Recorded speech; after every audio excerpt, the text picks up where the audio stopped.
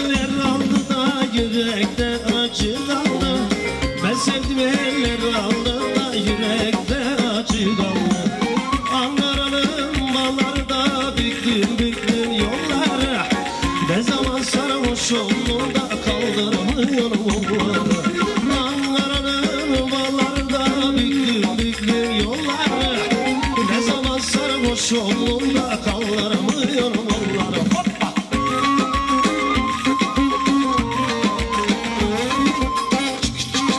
Koçum, haydi bakalım.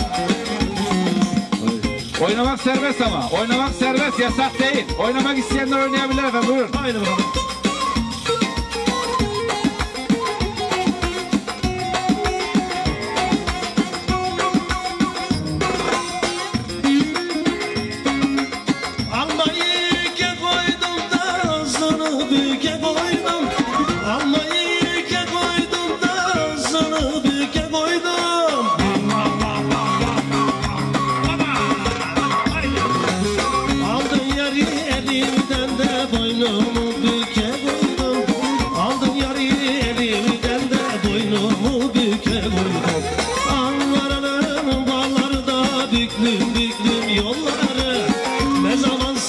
Oldum da kaldıramıyorum kolları. Ankara'nın bağları da büklüm büklüm yolları. Ne zaman sarhoş oldum da kaldıramıyorum kolları.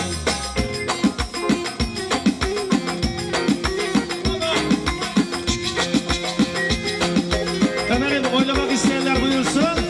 Haydi.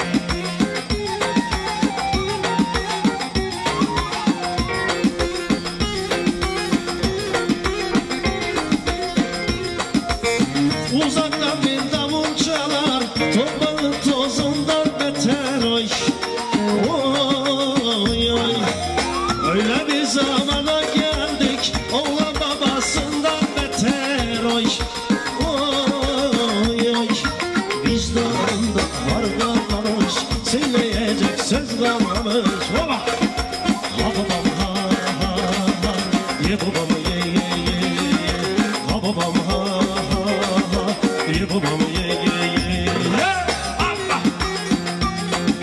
Vah vah vah vah vah vah vah. Oyna!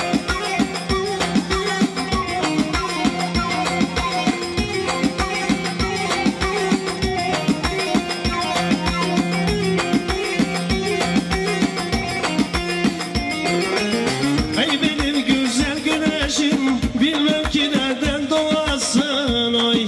Oy oy. Allah belasını versin, bilmem ki nasıl duyasın oy. Oy oy. Vicdanımda harlanmış, söyleyecek söz kalmamış. Kudur. Ha babam ha ha ha, ye babam ye ye ye, ha babam ha ha ha, ye babam ye ye.